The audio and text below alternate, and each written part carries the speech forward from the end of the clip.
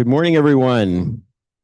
Good morning to those who are gathered here in the sanctuary and those who are joining us online. We begin our service this morning with a musical prelude by John Mayhood.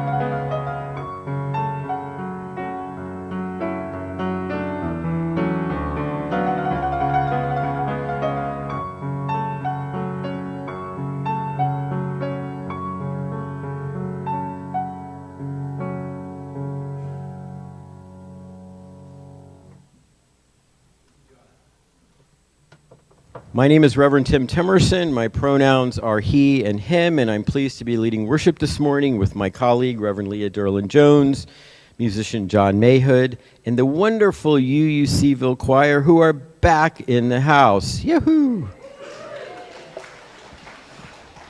Whoever you are and wherever you have come from, the Unitarian Universalist Congregation of Charlottesville welcomes you.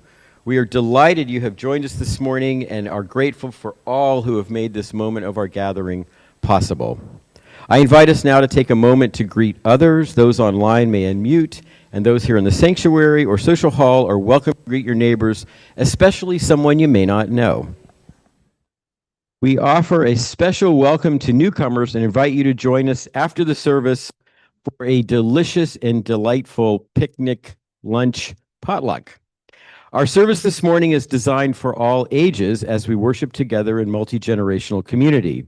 All are welcome here in the sanctuary. There is also supervised childcare in the church parlor this morning during worship if this becomes a better option for anyone during the service. And of course, there's also a live stream of the service in the social hall if you need a roomier space. For those joining worship via Zoom, we invite you to stay online for conversation following the service. Many thanks to the people who make Sunday morning services possible, our greeters, ushers, hospitality and altar decorating teams, the wonderful religious education leaders and volunteers, and special thanks to our AV tech, Nash Ford. And now we have greetings from board member John Griffith. Good morning, beloved community. I'm John Griffith. I'm on the board, and I bring you warm greetings from the board this morning. And I want to share with you something that's close to my heart.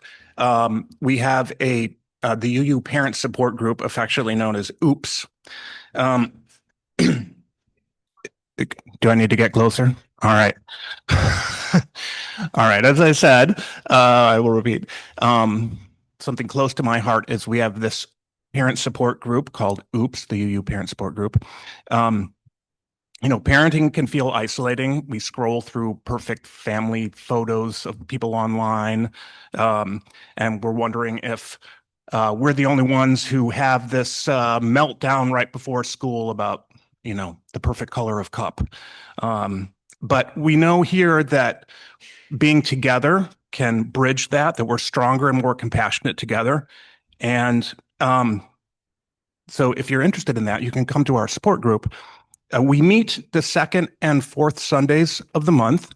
On the second Sunday of the month, we're reading a book right now. We're about halfway through. We started it last year called Raising Good Humans.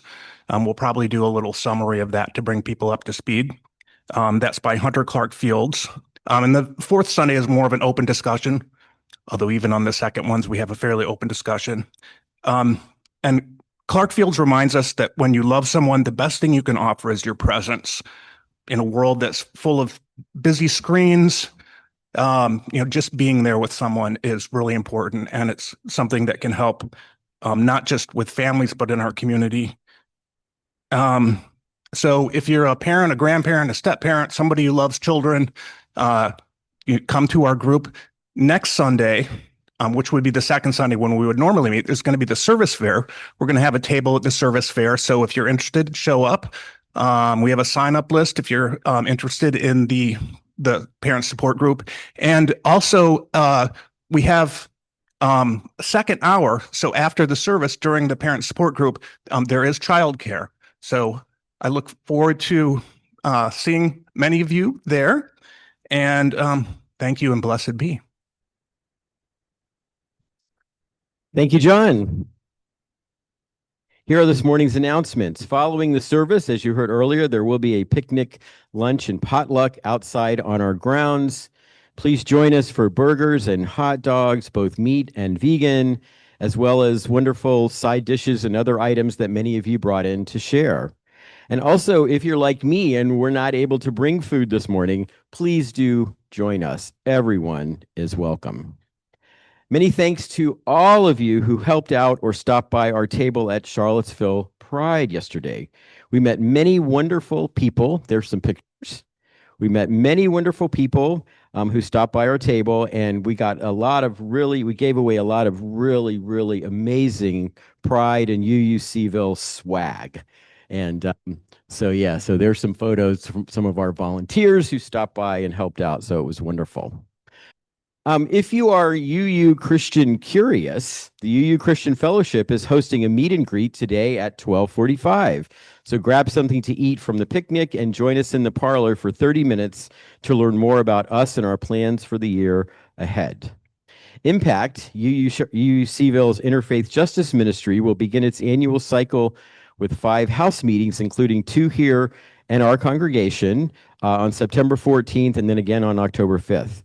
Please contact Impact team members Kelsey Calger, Meg Dunham, Susan Carlson, and Rosemary Rem for more information or to attend one of the house meetings. And you can email them at impact@uucharlottesville.org.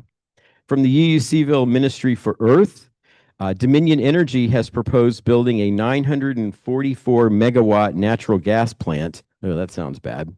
Which will negatively affect environmental justice, the health of the community, and the high cost of fossil fuels and Virginia's clean energy goals. The Ministry for Earth has a petition opposing this action, which will go to the Virginia State Corporate Commission for their hearing next week. You can sign the petition today at the Take Action table in the social hall. Next Sunday, come one, come all to the annual UUCville Service Fair, which John mentioned, following the service in the social hall. Leaders from our many ministries and programs will be present to give you a little teaser about that. I'd like to invite Diana Scott to come forward to briefly tell us about what she'll be tabling about next Sunday, covenant groups. Diana? Good morning. Oh, sorry. I'm pleased to be able to talk to you for a minute about small groups here at UUCC, in particular about covenant groups. And again, I'm Diana Scott, and I'm the coordinator of covenant groups. They are groups of 6 to 10 people who meet twice a month during the church year. After a brief check-in and reflections on a short reading, the conversation is about what the topic means to each of us and how we have experienced it. It's not a discussion group about topics. It's a discussion group about our feelings. We talk sincerely, we listen respectfully. Although we may disagree, we commit to non-judgmental behavior, to not giving advice, and to never trying to change someone's mind, which can be a little bit challenging sometimes. But by being in a covenant group, we all become better listeners, a trait worth developing in fractured times. Each group decides on the format, and there's a lot of support available from me, from the church at large, and from the UUA. There are many topics available that have already have materials and for you. If you're seeking a setting where you can experience thoughtful conversations, meaningful topics, you can reach out to me by emailing covenantgroups@uucharlottesville.org or by going to the church website and looking under community and then under small groups. While you're there, check out the many small groups available here. Some exploring themes, some social, some that meet monthly, some meet sporadically. There's something for everyone. And I urge you to meet new friends and make connections here at UUCC this year, now. I'll be here after the service today, and I'll be at the service fair next week. So please come by and ask your questions. Thank you.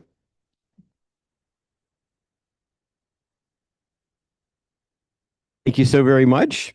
And yes, please do come to the service fair. Everything that goes on here will be represented at our congregation, whether you want to serve, whether you want to work for justice, be part of a small group. There's a lot going on here at UUCville. So, and of course, we invite you to the picnic after the service. Good morning. For our call to worship this morning, we use these words from Starhawk. We are all longing to go home to some place we have never been, a place half remembered and half envisioned that we can only catch glimpses of from time to time. Community. Somewhere there are people to whom we can speak with passion without having the words catch in our throats. Somewhere a circle of hands will open to receive us. Eyes will light up when we enter. Voices will celebrate with us whenever we come into our own power. Community means strength that joins our strength to do the work that needs to be done. Arms to hold us when we falter. A circle of healing. A circle of friends. Someplace where we can be free. I'd now like to invite Eliza Barron to come forward to light our flaming chalice, the symbol of our Unitarian Universalist faith. And as Eliza lights the chalice, please join in saying our chalice lighting words. We gather this hour as people of faith with joys and sorrows, gifts and needs. We light this beacon of hope, sign of our quest for truth and meaning in celebration of the life we share together. And now let's do our hand motions together. Light chalice to celebrate Unitarian Universalism. This is a church of open minds. This is a church of helping hands. This is a church of loving hearts. Now I'd like to invite you to rise in body or spirit and join in singing our opening hymn, As Tranquil Streams. It's number 145. Just a quick word about this hymn. It's a really wonderful, important, historic hymn in Unitarian Universalism. It was written in the 1930s before the two traditions came together, but it was written to celebrate the growing ways that they were working together and supporting one another. And I would add that at the General Assembly in 1961, I believe it was 61, when the two traditions voted to come together, this hymn was sung, and it was from what I understand, a very, very beautiful and powerful moment. So please rise.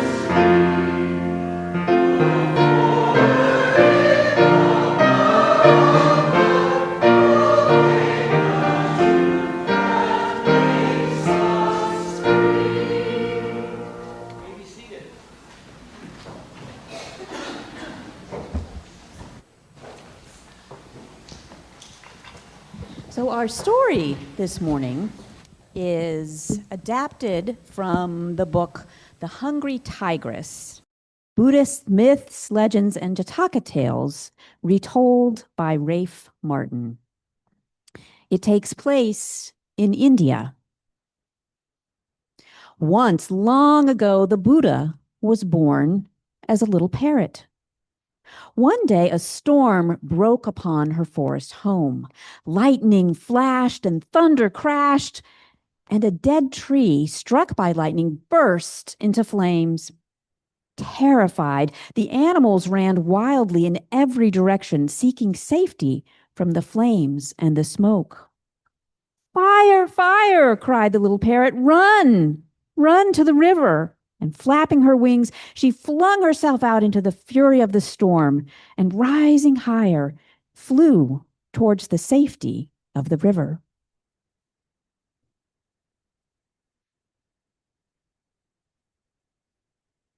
But as she flew, she could see that many animals were trapped. They were surrounded by the flames below with no chance of escape. Suddenly, a desperate idea, a way to save them, came to her. She darted to the river, dipped herself in the water, and flew back over the raging fire. The heat rising up from the burning forest was like the heat of an oven.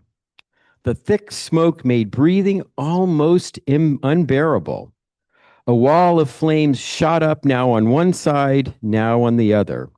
Crackling flames leapt and danced before her. Twisting and turning through the mad maze of fire, the little parrot flew bravely on. At last, over the center of the forest, she shook her wings and released the few drops of water which still clung to her feathers. The tiny drops tumbled like jewels down in the heat of the blaze and vanished with a sss. Can you make that sound with me? The sound of the water drops landing on the fire. Sss. And then the little parrot once more flew back through the flames and the smoke to the river, and she dipped herself in the cool water and flew back over the burning forest.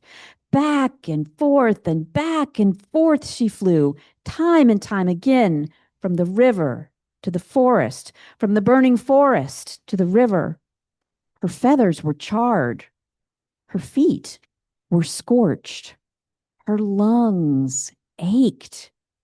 Her eyes were stung by smoke and burned red as coals. Her mind spun as dizzily as the spinning sparks, but still the parrot flew on.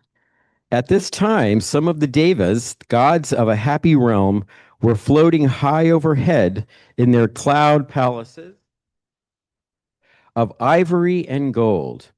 They happened to look down and they saw the little parrot flying through the flames. They pointed at her with perfect hands. Between mouthfuls of honey foods, they exclaimed, "Look at that foolish bird. She's trying to put out a raging forest fire with a few sprinkles of water. How ridiculous. How absurd." And they all laughed together. But then there was one God that did not laugh. His heart was moved by the parrot's actions, and he changed himself into a golden eagle and flew down towards the little parrot's fiery path. The little parrot was just nearing the flames again when the great eagle, with its eyes like molten gold, appeared to her side. "Go back, little bird," said the eagle in a solemn, majestic voice. "Your task is hopeless. A few drops of water can't put out a forest fire. Cease now and save yourself before it's too late." But the little parrot only continued to fly on through the smoke and the flames. She could hear the great eagle flying above her as the heat grew fiercer, calling out, "Stop, foolish little parrot! Save yourself! Save yourself! I don't need a great shining eagle, coughed the little parrot, to give me advice like that. My own parents might have told me such things long ago. Advice? I don't need advice. I just need someone to help. And the god who was that great eagle, seeing the little parrot flying through the flames, thought suddenly of his own privileged kind. He could see them floating high up above. Yes, there they were, the carefree gods, still laughing and talking, while many animals cried out in pain and fear among the flames below. Seeing that, he grew ashamed, and a single desire was kindled in his heart. God though he was, he just wanted to be like that brave little parrot and to help. I will help, he exclaimed, and flushed with these new feelings, he began to cry. Stream after stream of sparkling tears poured from his eyes. Wave upon wave, they washed down like the cooling rain upon the fire, upon the forest, upon the animals, and upon the little parrot herself. Okay, let's make that sound together again of the water cooling the flames. And where those tears fell, the flames died down, and the smoke began to clear. The little parrot, washed and bright, rocketed about the sky, laughing with joy. Now that's more like it, she exclaimed. The eagle's tears dripped from burned branches and soaked into the scorched earth. And where those tears glistened, new life pushed quickly forth, shoots and stems and leaves, and buds unfurled, and blossoms opened, and green grass pushed up among the still glowing cinders. All the animals looked at one another in amazement. Washed by those tears, they were whole and well. Not one had been harmed. Up above, in the clear blue sky, they could see their friend, the little parrot, looping and soaring in delight. When hope was gone, somehow she had saved them. Hooray, they cried. Hooray for the brave little parrot and for this sudden, miraculous water, this sudden, miraculous rain. Hooray for the miracle of water. So we invite you to reflect on this story as we proceed through the rest of our service. Yes. Friends, we are an interconnected community that most assuredly cares for one another. Part of how we embody this care is by taking time each week to share the joys and sorrows we hold in our hearts. And I will now share what was submitted earlier this week. So friends, due to time constraints, we will be foregoing our joys and sorrows ritual today. Please know that our pastoral care team member for today is Patty Wallens, and Patty will be available for a few minutes after the service back in the pastoral care corner. And if you are online and in need of pastoral support, please email pastoral@ucharlottesville.org. One of the ways we show our care for one another is by sharing our financial gifts with our larger community and our congregation. We have a new social action collection for the month of September. It's for Pacham, and here to tell us about Pacham is Cliff Horry. Cliff? Hi, my name is Cliff Horry. I'm the acting chair of the board of Pacham, and I volunteered to come as in the first stop of what will be a visit by the board members and the staff to all the congregations who support us. Now, I was quick to volunteer because when I came on the board in 2017, I found out that your congregation is one of the most active and helpful to Pacham all across the years I've been there. You've allowed us to do things in the summer when we were in trouble. You usually sign up pretty quickly to have host the men or women. And I wanted to let you know how important that is for the board.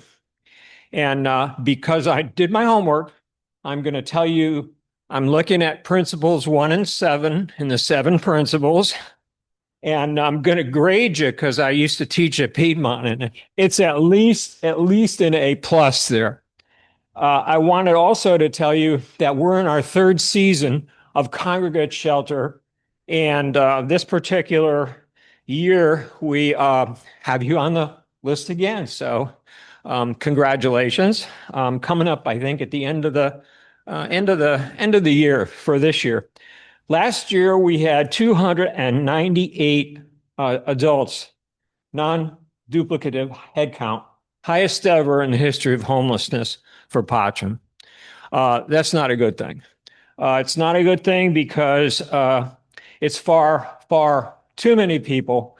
We're going to have to all work together to make sure that that changes over the time we have in the business. Also, 30% of our people were 55 and over. Not good. Many people with disabilities, other issues, and they're older. So that's an interesting fact. And what scared me the most was 6.4% of our population were age 18 to 24. That's an increase, probably the highest total we've had of young people all the years I've been on the board. So this is not that good in the case of what's happening. I wanted to also say that you have the flexibility of doing things that a lot of places haven't had. You've been great when we've called at the last minute. You've been great in the summer when we needed help. And I want you to know that every single board member knows this as well as the staff. So my hat's off to you. Since I know I'm on a 3-minute time limit, I'm going to go ahead and read you one of the things that's happened. When you're homeless, the idea there is not to stay there. And so what we work on is what I call a batting average. And the batting average is how many people you put in to at least temporary housing or house them.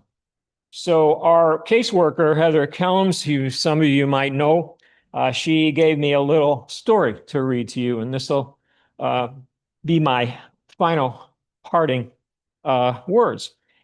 Anna arrived at Pacham Shelter in January 2025. Anna lost her housing due to being evicted from her apartment. Because of the homelessness, she had to leave her 2 teenage daughters with a friend. Anna works full-time at a local nursing home, a job she has had for 20 years. One evening in January, Anna grabbed me anxiously while I was working at the women's shelter. Through her tears, she said, "All I want is to have a house where my daughters can be with their mama. I just want my family to be together." On August 1st, 2025, this recently, Anna's dream came true. She moved into a 2-bedroom cottage in the country with her 2 daughters. Last week, I visited Anna and her daughters in their new home. As I walked in, Anna was making dinner. Her daughters were laughing and getting ready for school the next day. Anna smiled at me. "I am so grateful that we can all be together. We have a home." That's the point of it. It's not to stay homeless. It's to move people out of homeless. And in the meantime, the wayfaring strangers can come to a place like you offer and be treated the way they should be. And I think that's the goal for all of our board. You're the first stop. I volunteered immediately last week when they said they needed a speaker. You're the first stop on a tour. We're going to go to all the congregations because you can get so busy that you forget you need 20 or 30 congregations to get the work done. So I wanted to let you know how Pacham appreciates you all. Thank you so much, Lev. Nash, can you please show us the social action slide for giving? There it is. If you want to give on Venmo or use the texting number there. Now, in addition to giving online, if you would like to make a donation to Pacham with cash or check, please use the social action collection envelopes in the sanctuary. If you want to write a check, make it out to UU Congregation of Charlottesville and write Pacham, or Social Action Collection in the memo line. We also, of course, invite you to support the ministries and mission of UUCville by using Venmo, the text address, or by visiting the church website. You may also place cash or checks in the collection plates as they are passed. Your financial pledges and gifts to UUCville enable our congregation to put love into action. So would you now please join me in saying our unison offering words? We accept your gifts with gratitude. May we use them wisely for the highest good.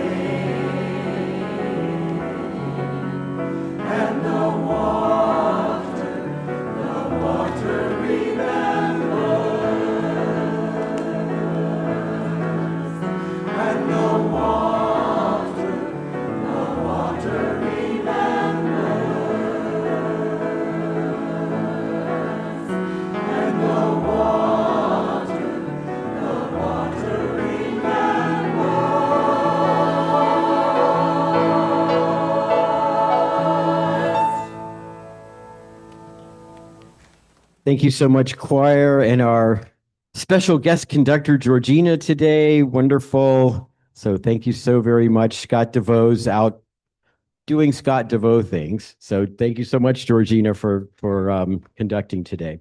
Just a quick oversight in the joys and sorrows. One was submitted and somehow it didn't make it into the system. So this is from Angela Orbaugh. Tomorrow, Tammy celebrates a milestone birthday. I won't say how many years, but here are 6 reasons to celebrate her. She's compassionate, has a passion for justice and equity, always lends a helping hand, has a kind spirit, cares for the earth, and has a heart that always puts others first. So there are 0 reasons not to wish her a happy, happy birthday. Happy birthday, Tammy. That was pretty clever. So today is our Ingathering Sunday, a day that feels for many of us like the start of the new church year. Our annual ritual of water communion is important for our congregation and for many other Unitarian Universalists around our country. The first UU water communion service was created by a circle of Unitarian Universalist women 45 years ago, and we are honored to continue this beautiful tradition.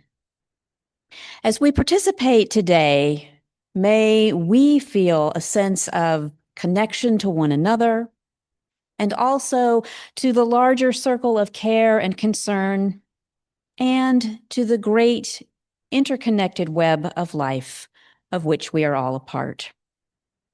Water is indeed a precious gift. It sustains life. Science tells us that our bodies are made up of about 70% water, and that water molecules can be found in every part of our body, keeping every part of us healthy and functioning well. There are many other things in the world that are also full of water, not just oceans and rivers, but animals and plants and other people. Truly, water connects us all. It is also true that easy access to clean, safe water is unfortunately not something that everyone has. So today, we also acknowledge the privilege we have in our abundance of healthy water sources. We will continue to advocate that all people have access to clean and safe water as a human right. We have each been invited to bring water from a place or activity that renewed us over the summer. And your water that you've brought with you this morning could be from your kitchen sink or your bathtub, a garden hose, a nearby stream or pond, or perhaps from a trip that you took. We have a special container of water before us this morning that we will use to join the friends who are with us via Zoom to our ceremony. And in a moment, we'll combine all of these different waters as a symbolic act of bringing the gifts of ourselves to our shared community.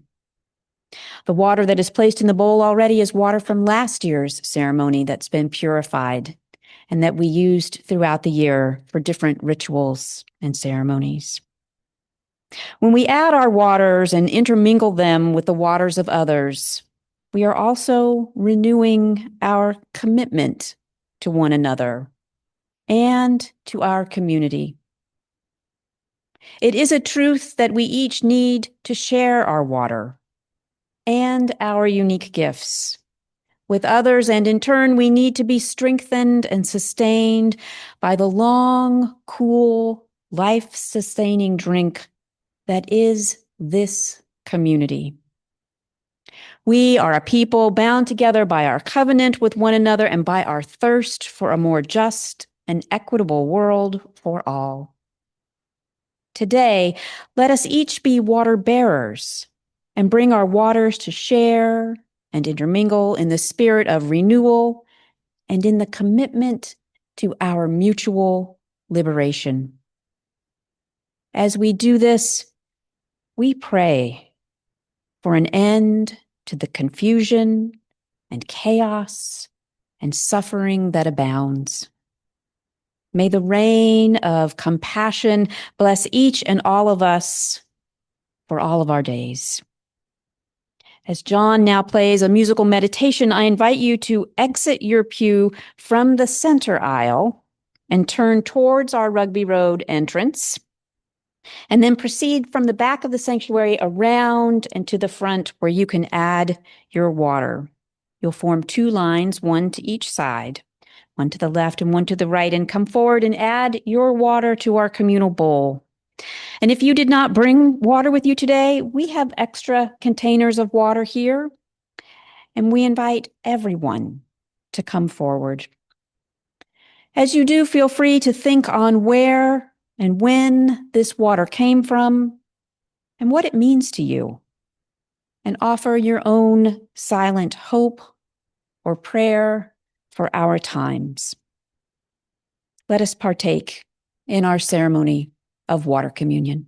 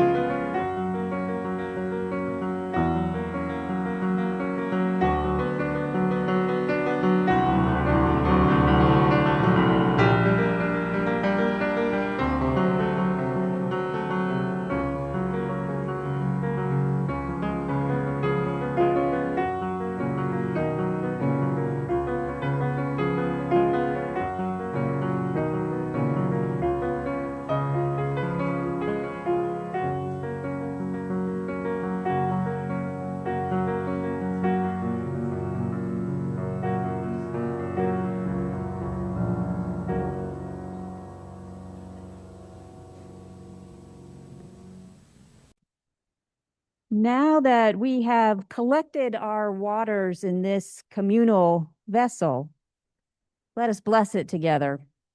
So I invite you to hold up your hand. And then please repeat after me. May the love that surrounds us and the love that sustains us bless this water. May we be ever mindful of the gift of water, how it connects us to one another and to life itself. Amen and blessed be. I invite you to remain seated now for our meditation hymn, number 123, Spirit of Life. We'll sing it through twice. First, Spirit of Life, and then second, Spirit of Love.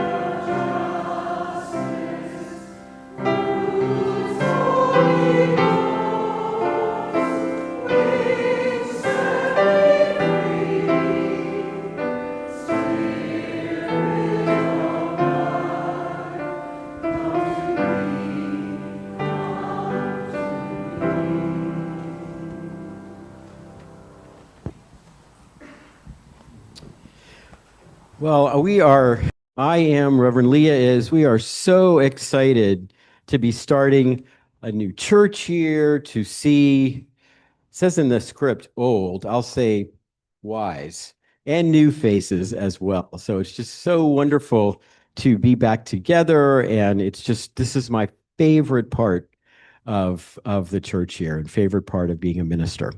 Yes, it is so wonderful to be starting the church here together and to celebrate with our water communion as our in-gathering. And Tim and I were putting a lot of thought into today's service and decided that the story of the brave little parrot felt like it had a message for all of us right now in these times that we're living in.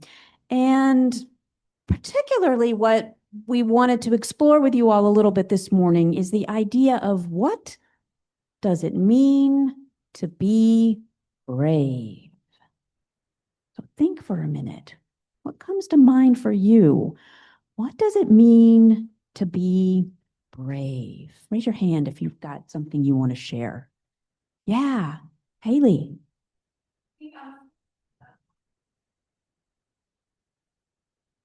To be uncertain of the outcome, but to try anyway. Yes. Yeah, somebody else an idea about what does it mean to be brave? Yeah, David. To act even when you're afraid. Yeah, to take action. Yeah, yeah, yeah, John.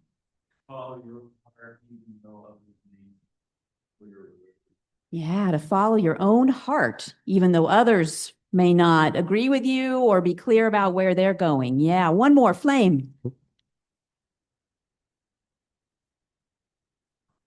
Surrender to right action regardless of the consequences. Wow. Wow. Some interesting and wonderful ways to think about bravery. And there's no one right answer. So keep thinking about it and thinking for yourself about what does it mean to be brave? Absolutely. Absolutely. So I wonder if we could talk for a minute about maybe share a memory or two about a time when you remember being brave.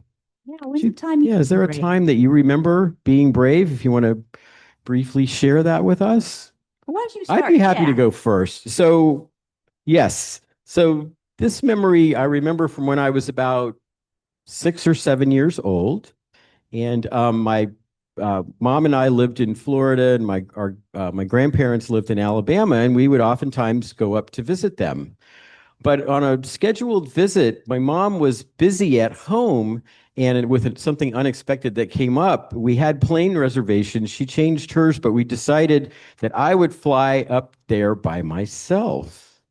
I was like 6 years old, and I had to fly through Atlanta, which, even though this was many eons ago, it was still a really busy place. So everything went great, but I just wanted to say, so I remember feeling like, am I going to get lost? What will happen if I do get lost? But you know what really helped me a lot was I wasn't the only kid who was flying alone on that flight. So we kind of like, it was a brother and a sister. We sort of like formed a little trio, and we kind of, made it through together. So that's what really helped me to be brave in that moment. So a time I remember being brave is also from my childhood, and that was when I was 5 years old. But when I was thinking about what story did I want to share with you all today about being brave, I was like, wow, that's kind of a thing to stand up and talk about what time you were brave, because we're all brave in different ways about different things, right? So I thought, well, I'll share a time that comes to mind from my childhood. And that is when I was 5, my family adopted my little brother. And so I was becoming a big sister.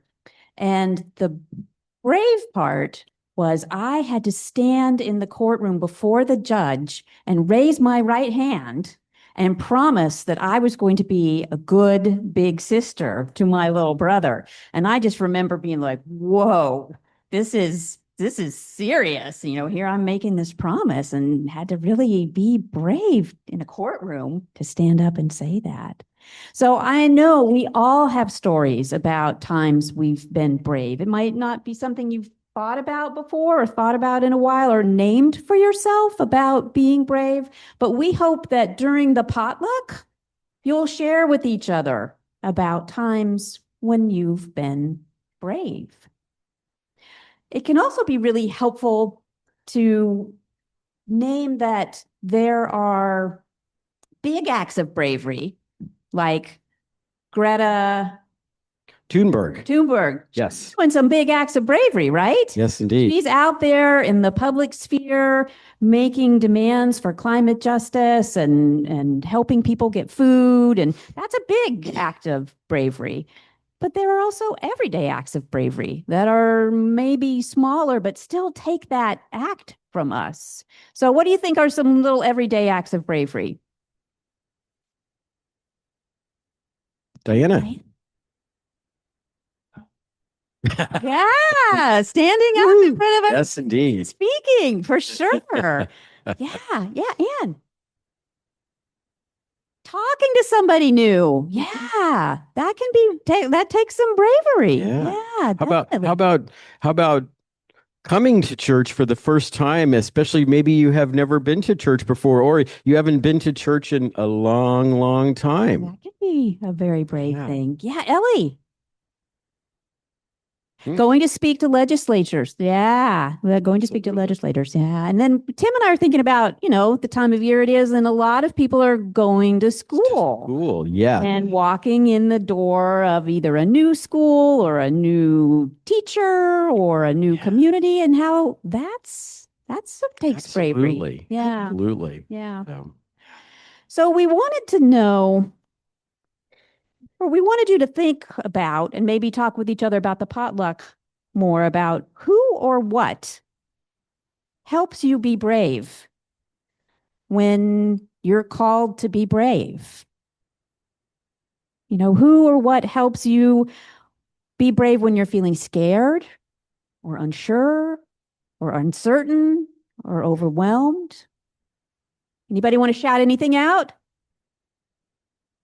A sense of justice? Justice. Yeah. Friend? Friends. Your dad? Your dad. Nice. Absolutely. Yes. Kasha. Your mom? Yeah. Yeah. Even though she's no longer living, she still helps you be brave. Yep. Nice. Yep. So Tim and I were reflecting on how it is people that we know who can help us be brave. It's stories like the story of the brave little parrot, or stories from other faith traditions, or stories that you hear of people like Greta who are out there being brave. It can also be remembering history and what we've been through as humanity, and things that we've overcome and survived and turned around or thrived after. It can be remembering. If we remember, that can help us be brave sometimes. And most importantly, if we remember that we are not alone. That can really help us be brave. So Tim and I were talking about the words bravery and the words courage. And we chose to focus on bravery today because of the story, The Brave Little Parrot. But in our talking about it, we said, we need bravery and we need courage. And one way to think about that, and you can do a lot of learning about different people's ideas of what bravery is and what courage is. But the way we're going to frame it today is, you need the bravery that's in your brain to help you think and make choices to be brave. And you need the courage. We need the courage of our hearts to help us be brave. So we need, or courageous. Cor means heart in Latin. So we need our brains and our hearts to help us be brave together. Yeah. So we are living in a time that calls us to all be braver and more courageous. And what we're going to do is we're going to close our service today with a hymn from our new hymnal. So the tune might be familiar to you, but the words are new to us. But it's a hymn that we're going to sing with gusto and energy, and it's going to be one that we carry with us as we go out in the world with bravery and courage. And it is entitled, As We Carry the Flame Forward. So please rise and embody your spirit for our closing hymn. And listen for since you're not familiar, listen for the choir. They're the pros. They're going to help us.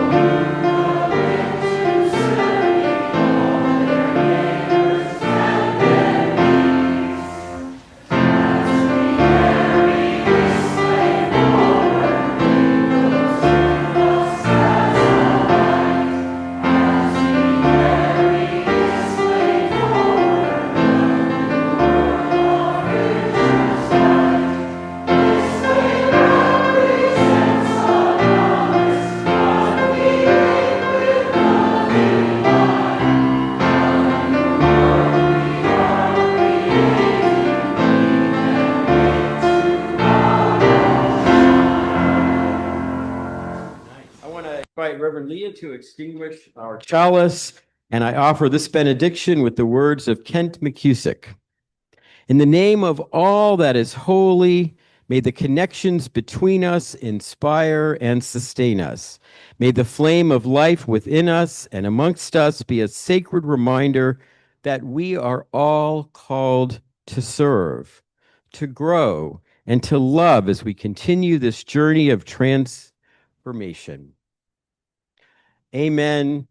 Go in peace. I look forward to sharing a burger. Well, not literally, but having a burger and a dog with you at the picnic. Amen and blessed be.